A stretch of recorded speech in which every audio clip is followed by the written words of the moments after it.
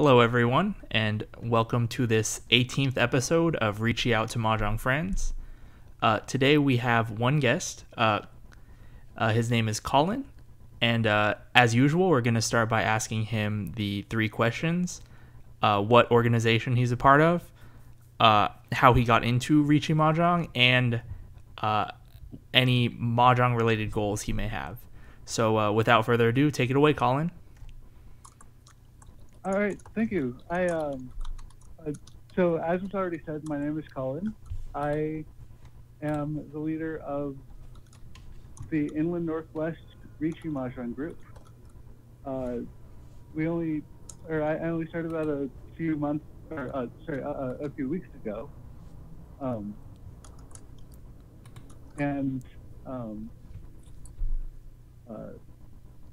Sorry, the third question. My bad. Oh, so that's all right. So you said you just started a few weeks ago. Is that when you started playing mahjong, or? Oh, no, I actually started playing Mahjong probably 4 or 5 years ago. Oh, wow. I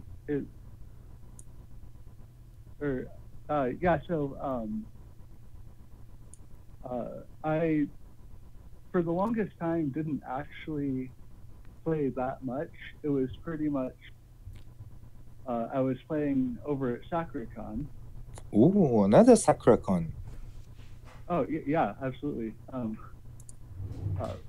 Where as your guest from last week, Darius, Yes. mentioned that the Seattle Riichi Mahjong Club was they run that every year, and so for those years I would pretty much only play for a bit that was around the time of Sakura. Did you start playing mahjong because of SakuraCon, or was it something else? It was actually that I had just recently, during that time, I had watched Saki, and I was just kind of like, man, this is interesting. I'd like to know what's actually going on better. And found that there was the Mahjong room at SakuraCon, and just went in there and started learning how to play. Oh, okay, so then you learned pretty much from playing at SakuraCon. Yeah. Did like how was learning there? Because mahjong is a very challenging game, so the learning experience is it can change a lot based on who's teaching. Right. I thought it was pretty good. They do a really good start, or a really good job starting off with just the simple stuff. I can't actually remember if they still use the same method as they did previously. They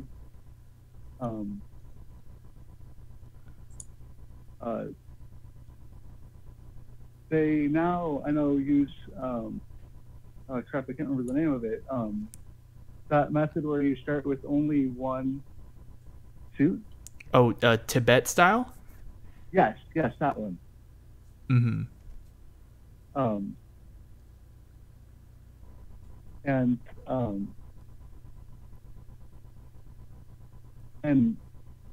I feel like that does a pretty good job. I've been trying to use it to teach my friends. Basically, after they taught me that.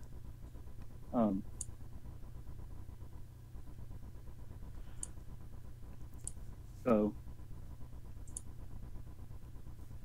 Okay, so When did you start teaching your friends? Was it just like after those 4 or 5 years ago when you started going to SakuraCon for the Mahjong, or was it more recently? It was more recently. Basically, the same time that I started the club.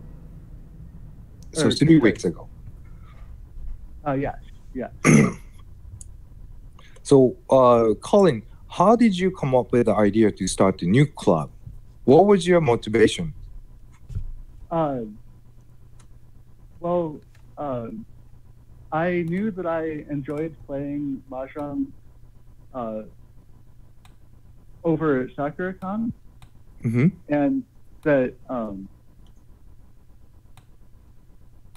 and if I lived over in Seattle, I would definitely be going to the meetings for the Seattle Riichi Mahjong Club.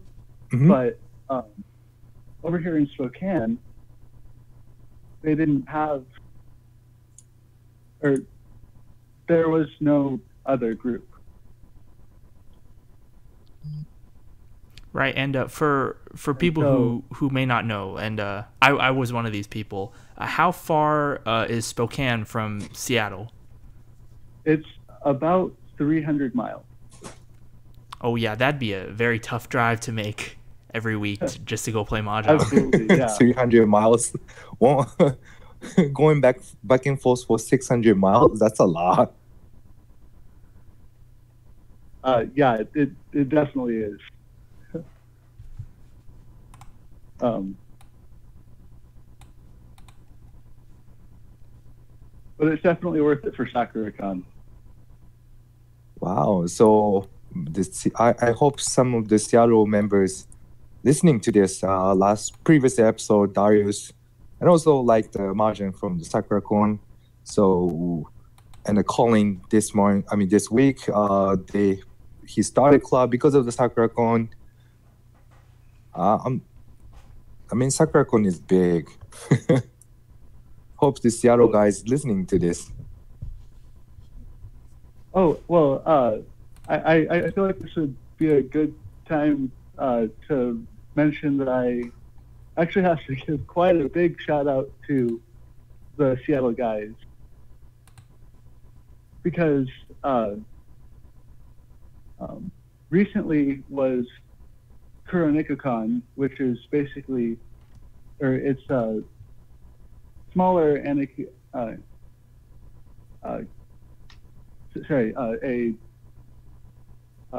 anime convention in Spokane. That it's smaller than SakuraCon. It's actually pretty big now, or definitely way bigger than it started. And I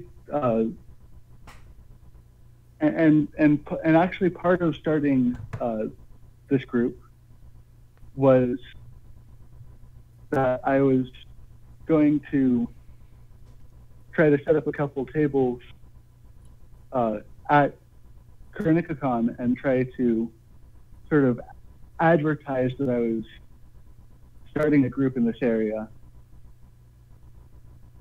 But then I was like, oh gosh, I have no idea what I'm doing.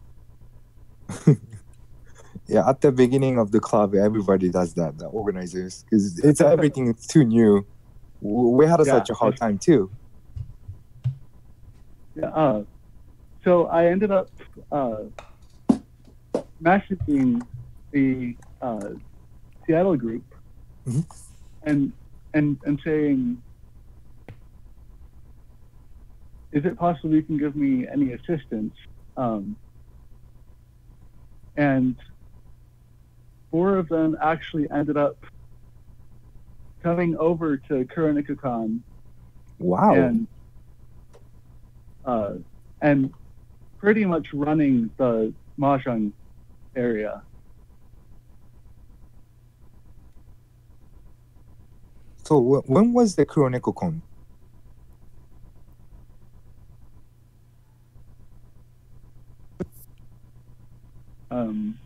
It was last month. Last month? Oh, Yeah. okay. No wonder. Or was When we had a guest from Seattle, like Edwin or Travis or Zach, they never mentioned about the CoroNecoCon, but that was the last month. So, or actually,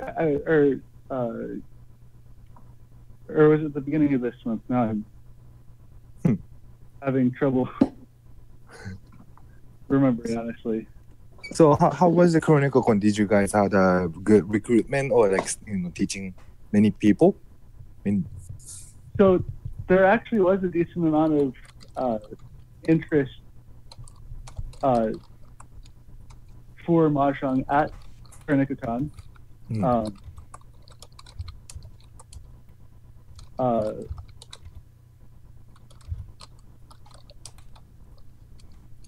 And the Stella group did a great job letting everyone that came to play know that I was starting the group.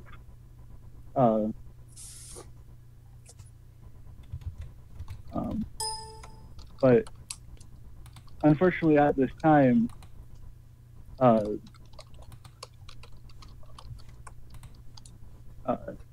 none of them have shown up to any of the meetings. I'm thinking I may have done a bad scheduling or something. And maybe most of them are just busy on Sundays when I have the meetings. So.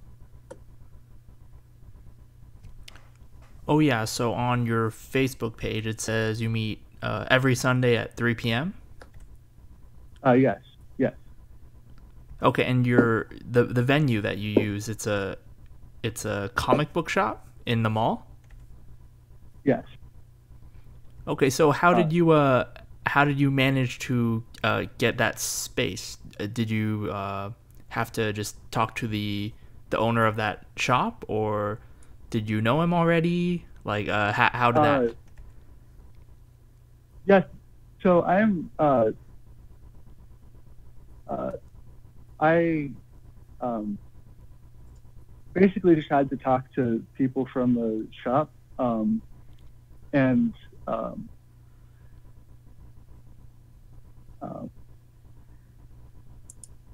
that and they will put up flyers and stuff if I provide.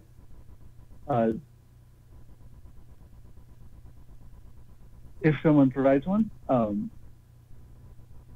and they're pretty good about having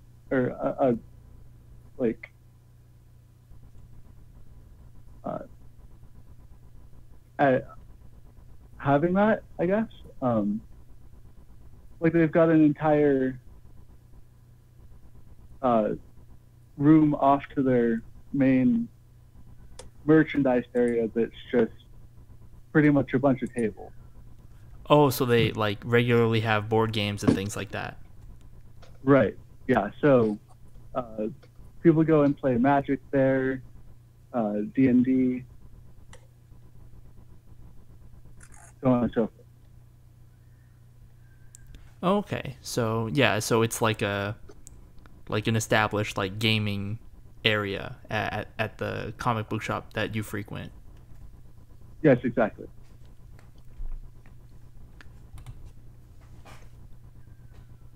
And so so you had that organized before CoroNecoCon, right? Yes, pretty much, yeah. Okay, so yeah, the scheduling's always an issue. Like you said, it might just be that people are busy, but it's really hard to tell.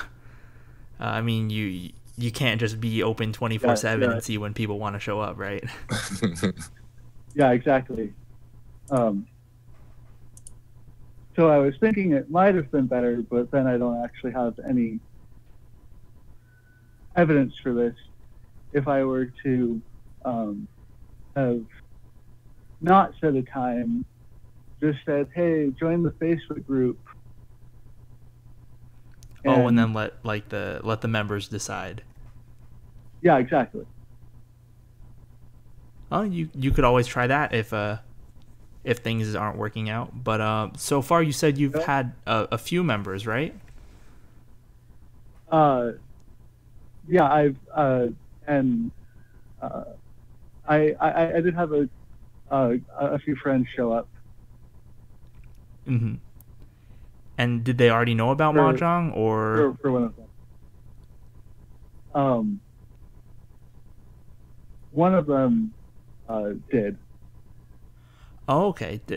Were they already like familiar with the game? Like, did they know how to play, or did you have to teach them? So two of them I was having to teach just from the beginning, mm-hmm. and the third one was just like kind of playing along, despite the fact that it wasn't the full set since we were using the Tibet method. Right.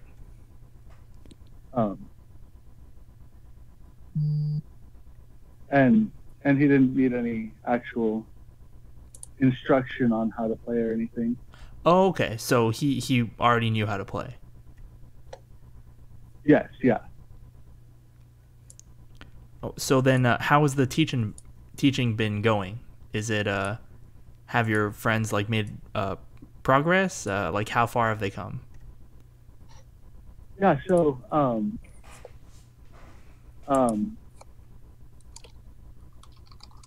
I don't have much data on this, but I've got one friend who's been the most enthusiastic, and he's done pretty well. Overall, we've sort of been doing like continuing the Tibet method from where we left off at the last time we played, and we've added in all the tiles now. I haven't quite gotten to Yaku yet. Mm-hmm. And that'll be next. But only having a like 4 different Yaku, so he doesn't have to be completely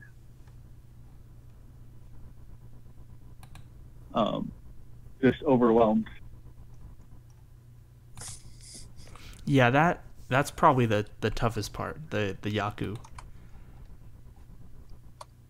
Absolutely. I'm actually got the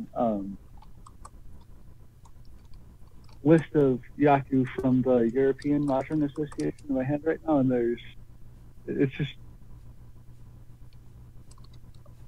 a list that goes down the entire page. Mm-hmm.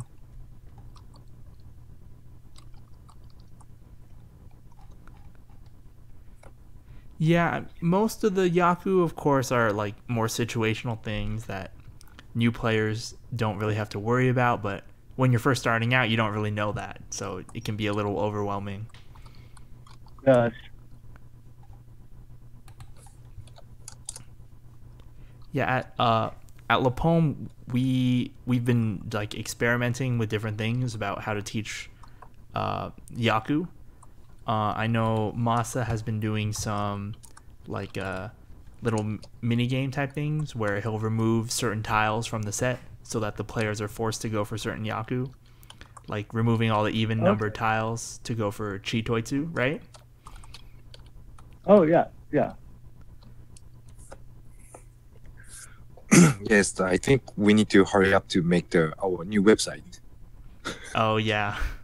Yeah, so we're planning to start writing about the divide by all the steps, and to especially to learn the yaku with the combinations.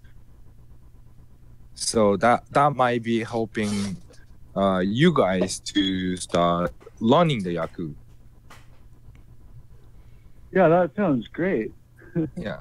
So we kind of divide by like mini game. So you can still play the game, but every time you play the chitoitsu or the toi toi or the suanko, that'll be the the toitsu version game. And then when we play the pinfu shape, we only put like any tiles that you can make the pinfu. So the pinfu combination could be the sanshoku or ikitsukan or the ipeko or like those types of the game. So you can, some of the yaku, it's too difficult to make, so it doesn't really happen that frequently. But to take it off unnecessary ones, then it could easily to make it happen. And then still that game's not the game, but the good about it is even you have like 2 or 3 players, still you can play for the practice and having fun at the same time, I believe. Oh yeah,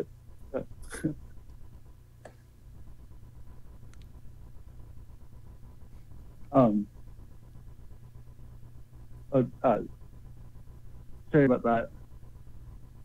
Oh, it's okay. Oh, Nima, then yesterday we kind of tested out the mini game, which Nima just made it for us for the rule sets. So let's talk about that one from Nima. I think that might be helping them too.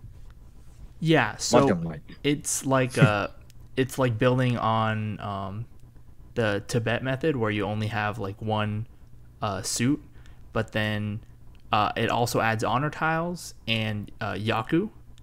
So there's only 6 yaku in that game, but you have to make a hand of 8 tiles instead of 5 like you would in the Tibet method. So it's a little bit more tricky, and it's more for 2 or 3 players, but if you add another suit, then you can play with 4.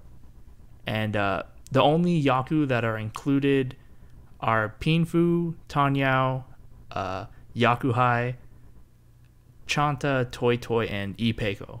So, and they're all included at like the same Han values as in normal Mahjong. So it's kind of like the idea is that it'll like help bridge the gap between playing Tibet style and then just jumping right into actual Mahjong, because usually that's what happens, and that's a little bit too big of a gap, I think. So with this mini game, you can teach the players like some of the yaku. You could also include Dora if you want, and then you don't have to worry about the fu. You just count the Han, and the Han is however many points you win for your hand. But it also forces the players to learn the yaku, because you can't win a hand without yaku. And you also don't get to Riichi. And although that is probably the most prevalent yaku in Riichi Mahjong, it can become like a crutch for new players. Like, they don't want to bother learning the other yaku, so they're just like, I'll just Riichi, and then I have yaku. And that's a great way to get new players into the game. And like, if they just want to jump right in and play a full game of Mahjong, then Riichi can help them. But then in the long term, it might be detrimental to teach them that way.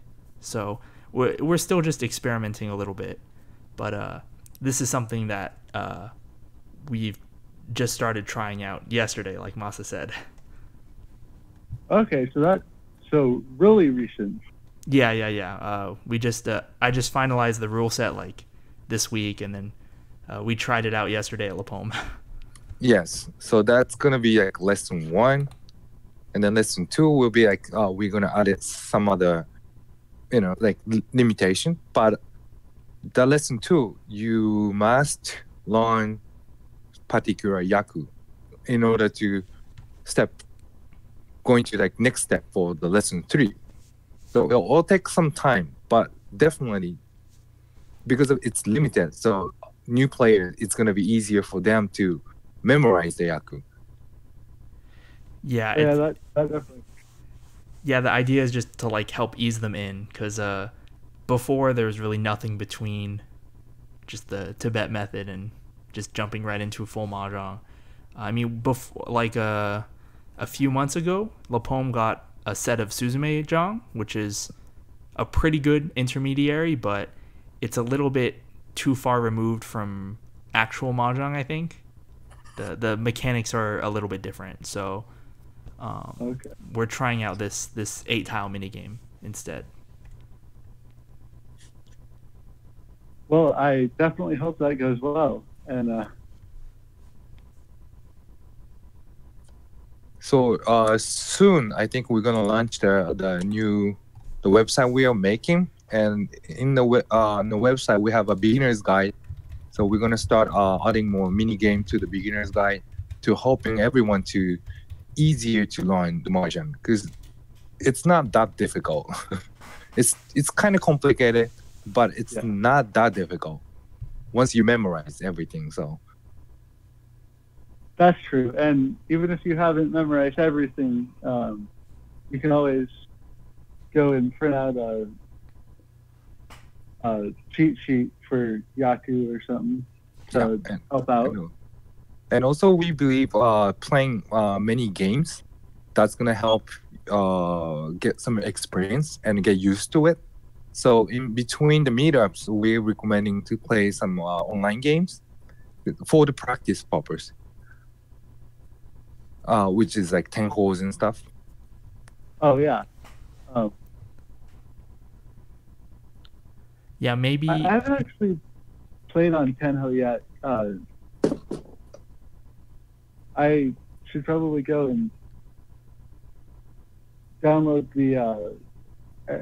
the browser extension for translating it to English and actually start trying to do that to get more experience myself. So Nima made a video instruction how to put on those English translation but on the Tenko. Okay. Yeah, and then we're looking for who made that one, and then to just say thank you. And also, Nima, I think there is like a couple more English online games, right? Do you recommend any of them? Well, there's the Flash game that, like, if you go on the Mahjong Discord and you ask, that's pretty much the first thing people will tell you is there's the Flash game. The Japanese version came out first, and then it was translated to English. It's the same designer as the one who made Bamboo Mahjong. Let me see if I can find the link. And also, I think there's Mahjong Times. Was it Mahjong Times? Mahjong Time. It's an online platform that you can play with other people, but there's several different styles of Mahjong, and the interface for Riichi at least leaves a little bit to be desired. So if you're gonna play Riichi, Tenho is probably the better one, I think. What about the Kemono Mahjong for practice? Kemono Mahjong is for iOS and Android. It costs a few bucks, but it's very, very good for beginners. The AI is at a good level. Like, they're not super good, but then they're like, they kind of know what they're doing, at least at that level. And it has a list of Yaku that you can access at any time, and it has descriptions of those Yaku, and you can also look up the descriptions for the Yaku whenever anyone wins a hand. Like, it'll just show up on the screen, it'll list how it scores the hand, and then you can just tap on the Yaku if you don't know what that particular one is. So that one is very, very accessible to beginners, and it comes in like a bunch of different languages. So English and Japanese, of course, but then I think it also has like Spanish, Dutch, Korean, all this stuff. So Kemono Mahjong I would recommend, but again, it costs a few dollars, and it's just for iOS and Android. I see. What about, do you recommend the Yakuza 0? Yakuza, the Yakuza games have Mahjong in them. It's I mean, they're good. They're in English.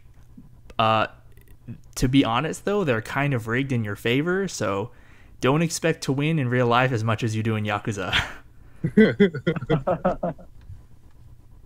Okay, so I found the Flash, the online Flash Mahjong game. It's just at www.gamedesign.jp. So if you go on there, it lists whatever language you want, and then you can choose the Mahjong game under the list of games. So that you just play against AI controlled opponents. And if I'm correct, if I'm remembering correctly, there's a list of Yaku and stuff if you scroll down on that page. So that's another good one to practice on, especially if you don't want to have to deal with a time limit on Tenho, because the time limit is pretty short. Yeah, with AI controlled opponents like on this Flash game or on Kimono Mahjong, you don't have to worry about playing fast. You can just take your time and make your decisions. Of course, you'll want to get faster as you improve, but if you're just starting out and just practicing, then they're an excellent option. Yeah, I was this is I believe it's a Justin from new club also from Western Dragon. He's making a lot of comments for us. Thank you, and I'm asking him to be our guest soon. So hope we can talk a lot. Seems like he has a lot of information too. I think they just started a new club. So recently we found Denver, we found Colorado Springs, and Western Dragon, and Collin Spokane. So that's really happy to see like many players all over start the club, and then playing the Riichi Mahjong. It's getting fun. And I think we need to say thank you for Seattle again. Absolutely. Oh, Collin, so by the way, the Seattle had a tournament last month, I believe, or 2 months ago. Did you enroll the tournament? I did not. This year. Well, I've never actually participated in the Mahjong tournament. Oh.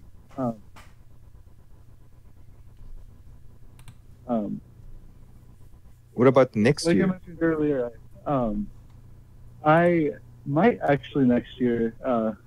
That's a good goal. You need to challenge. Yeah, absolutely. Yeah.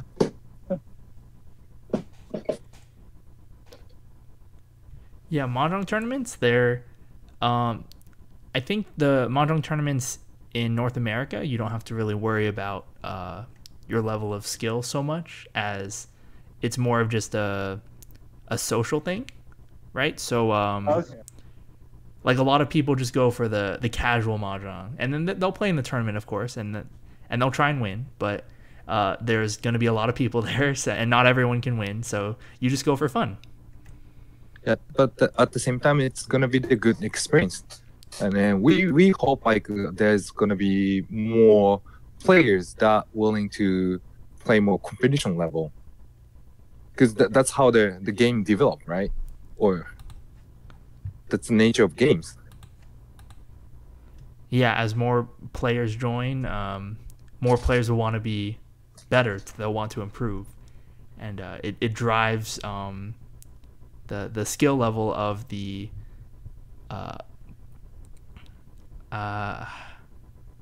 what's the word? The I don't want to say society of the player base. It drives the skill level of the player base up. Community. Oh, community. That's a good one. Yeah. Oh, and the comments, Zach, I think he's from Oklahoma, and he is working really hard. He's putting like a lot of online presence, and they're making good posters and sharing the meetups. So seems they're doing really good. And then he's asking, is there a new way of teaching that you guys are making going to be available to the public? I think he's asking us, right? Because we were mentioning the things that we've been trying at LAPOM. I guess. Okay, so if you are asking us, Zach, it'll be once the Mahjong Stars website is finished, right? Yep. Yeah, so I don't know when that is because I just write stuff for it. I don't do any of the web design or anything like that. It's pretty tough. We are working every day until past midnight. Junko is still at the LAPOM. He's still working, writing some article, and I need to do my stuff. And then we are asking like many volunteer translation work for everywhere in the U.S. Let's name it. Mio-kun from Pittsburgh, Taka-chan from Chicago. Who else? Daniel from Colorado Springs, and some of the translator from Japan we found on the Twitters. And who else? Nima is doing a lot of work for the video. And that how long does it take? Recently we finished the number 3, right? Yeah. How long did it take to finish the number 3 video? That one, it mainly took like a long time, because I was only working on it like a little bit at a time. So I don't know exactly how long this one took. I mean, it took like 4 weeks between the previous one and this one, but obviously I wasn't working at the same pace I was for the first 2. That's mainly because I've been playing like twice as much Mahjong. I've been going to LAPOM 2 days a week instead of 1, so that took away from my translation time. But but yeah, and Murakami Pro talks a lot, so yes, he talks a lot. So we're hoping like we could go for like season 2 for Kobayashi Pro, right? Yeah, that'll be much very easier. Quick. I think. Yes, very but quick. Yeah. Murakami Pro talks a lot, but he has a lot of good knowledge. So yes, it's going to become an excellent resource for advanced Mahjong strategy. First in Japan, and once it's all done, outside of Japan as well. Yeah. So once the basic part is done, here's another thing. Like we want more writers, editors from all over. It's not only our stuff. Like, the club updates, league updates, any events. Like you can post it to our new website. So like all in one package, and then you guys could make the community using this. And then we probably add some news from Japan, and also our LAPOM news. So that could be helpful for everyone. Like teaching method, not only like for the beginner, because the teacher has to learn how to teach, because the playing and the teaching is like 2 separate things. That's what I figure when I'm doing the teaching session, and I'm not that good teacher. That's why I came up with the idea. I need to learn how to teach. So a lot of clubs they trying the new stuff.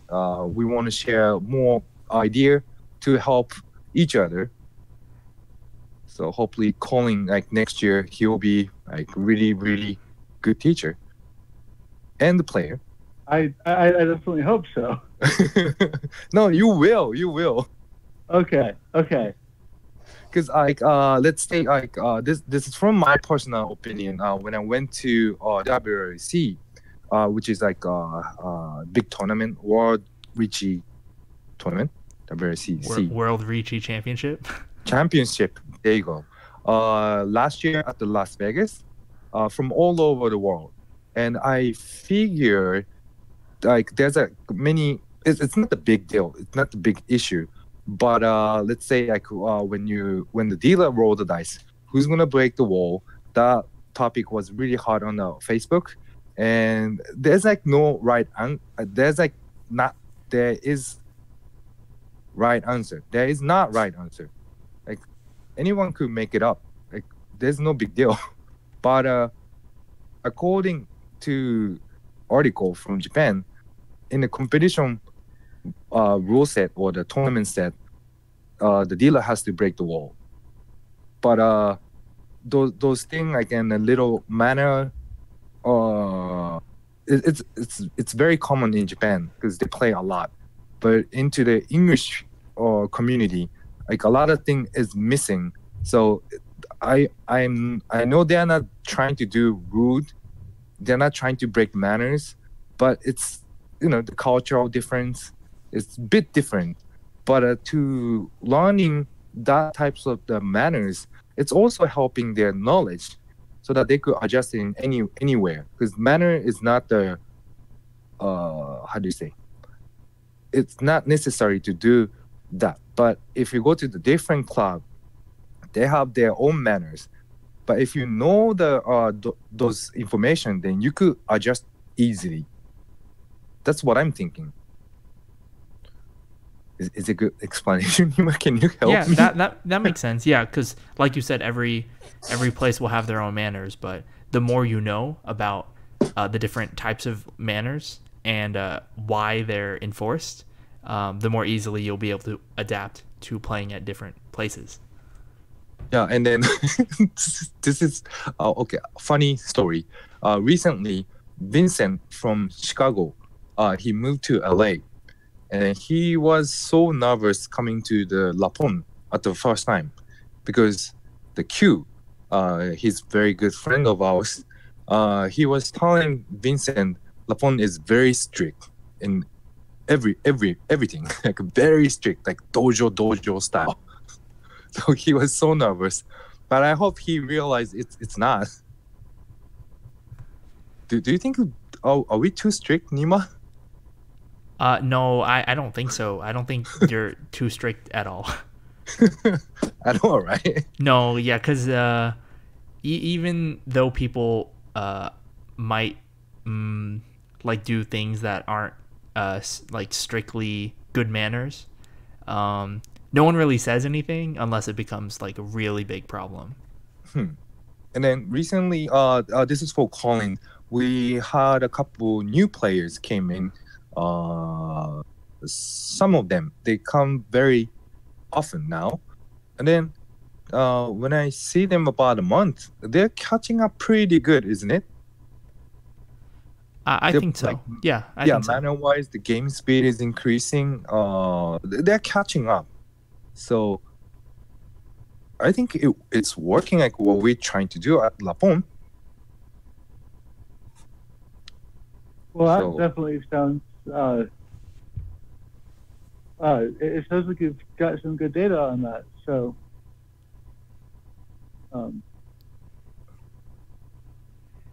that definitely sounds great. But we could provide information, but everybody has to read it, or everybody has to watch our video. But let's not play Mahjong too much, because sometimes it's just too much. You have your own life, so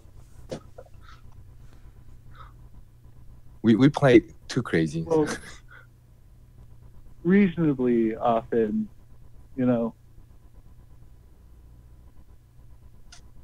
Yeah, and then also once every 2 weeks or once every week. Yeah.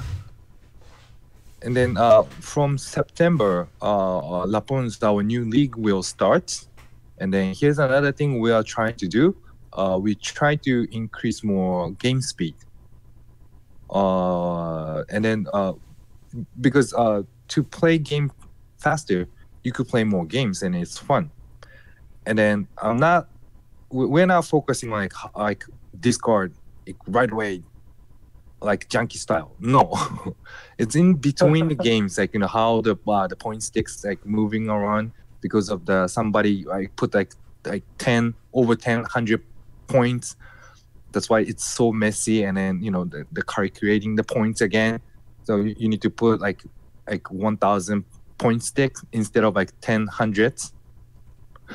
Although no one really did anything that extreme. But sometimes it happen, right?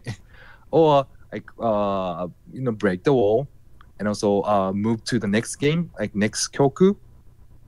Like, so I think we're gonna try that out, and then we're gonna try to make the quick tip to share with everyone. Hope that also could help. Oh yeah, like with the point sticks, the Mm. payment, although it's not as extreme as paying with only hundreds. There's some things like when you have to, like when you deal into a 77, right? 7,700. It's usually better to just pay with a 10,000 and get 2,300 change, Mm. rather than just like take out a 5,000, two 1,000s, a 500, and then two 100s. That's too messy.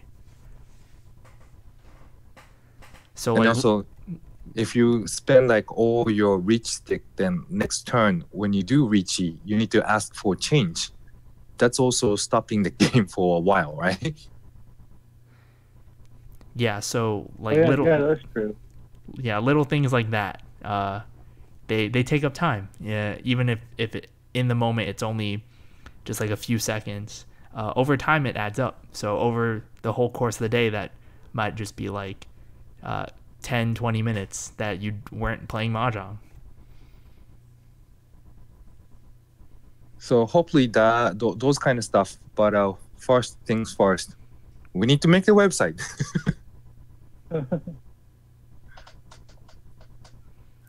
Is hope- there? I've never really. Yes, go ahead, Uh, Collin. I was just gonna say I never really thought about the fact that stuff like that slowed down the game like so much, and that's probably definitely a good thing to try to I suppose teach those little things that can make the game go a little faster, and then you can play more. But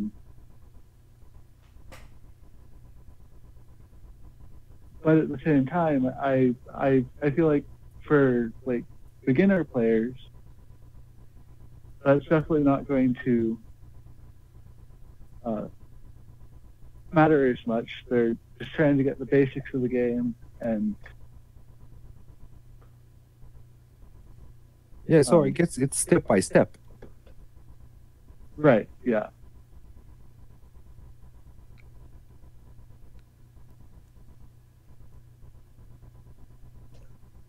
But definitely a good thing to try to make sure people get later. Yeah, and that stuff can even start from when you're teaching them just how to build their own hand. Even like before you even teach Yaku or anything, teaching them just to discard a tile before they rearrange their hand with the new tile they just drew. Not only does that matter for scoring, right? Like you can't score Pinfu on a Kanchan, but if you put the tile in your hand, then they don't know, right? So at the same time that also speeds up the game, because the other players don't have to wait for you to rearrange your hand before you discard a tile. So like even little things like that, or the correct order to do things when you make a call, that stuff you can teach them from the beginning, but it will end up helping speed up the game later down the line. Yeah, and also that becomes a habit. So Yeah, you don't have to break bad habits later if you teach them correctly from the start. yeah, once you have a bad habit, and then to fix the bad habit, that's more difficult. Yeah, I suppose that's true as well. So.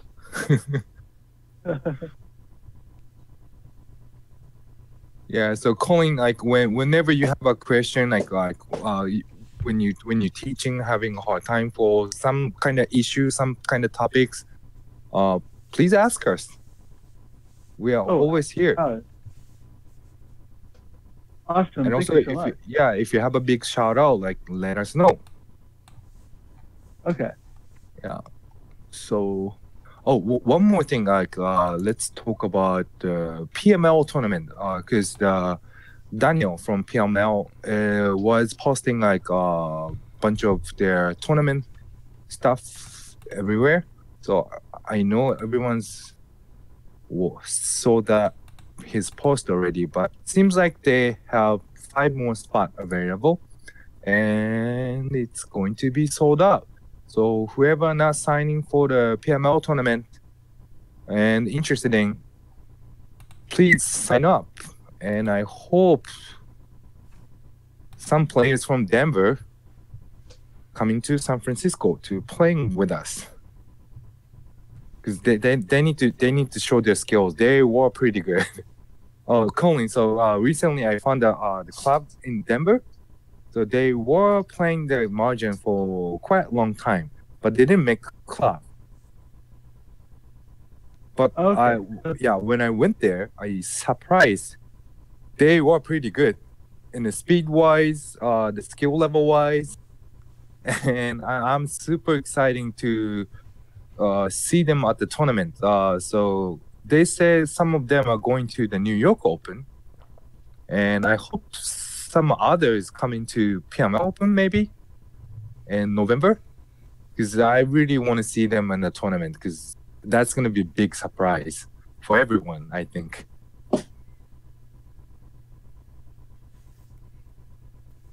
And I think we need to do another tournament in LA too.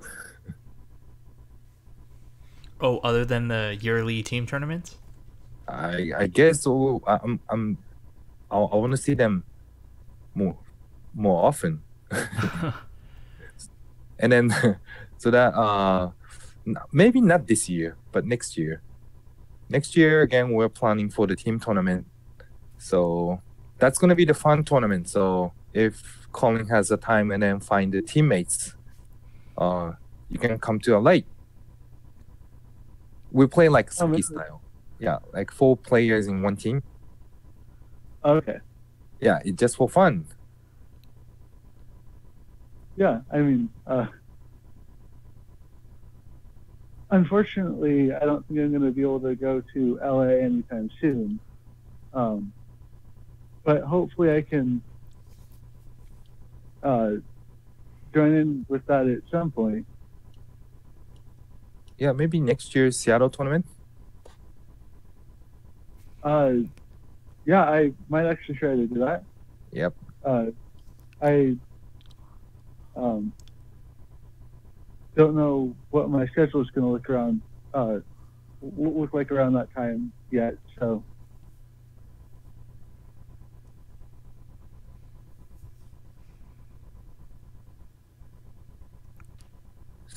Okay. So I guess we'll see once it gets closer. Okay. So anything else like you want to mention? I think we have about like 5 minutes to go.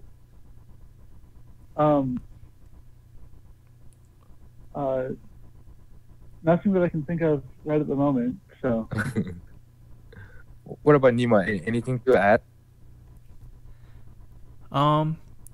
I can't think of. Well, I was gonna ask.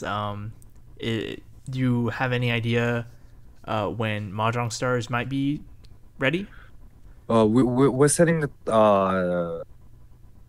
around September 15th. September 15th. Okay. So then hopefully by then we'll have all these resources for everyone to check out to help teach beginners how to play, articles from all over, and that type of thing. Yes. But it could be little by little updates. Because we can't catch up. So, but let's try. And also, we're asking some of the approval from other contents to share. So hopefully that turns into pretty good. Like news from Japan or from other clubs in the United States. Yes, from United States club, we don't have any contact yet, but we contact the major pro groups in Japan, other pro groups, and also some of the YouTubers for fun. Oh, that's right. Yeah. That's gonna be fun. Hope everyone's enjoyed his video. It will. It'll be a nice surprise. So the business guys, to private guys everywhere. We're wide open, so. Okay, so I think it's about the time. So, Collin, thank you for being our guest today. And I hope we can meet soon, maybe next year at the Seattle tournament. And please say hi to everyone for your club members. Absolutely. Thank you guys so much for having me as well. Okay. I do want to say real quick to anyone who is working on making a club for Mahjong, Okay. good luck, and I hope you succeed. We will. As long as we're working hard, we will. Okay, Collin, I have my last question. Okay. So, are we a Mahjong friends? Absolutely. Thank you. So he watched the previous show, so he knew it. Thank you. So when Masa asked that question, that's the end of the episode. So thank you all for joining us for this episode. I guess that's it. All right. Good night, everyone. Thank you. Thank you. All right. See ya, Mahjong friends.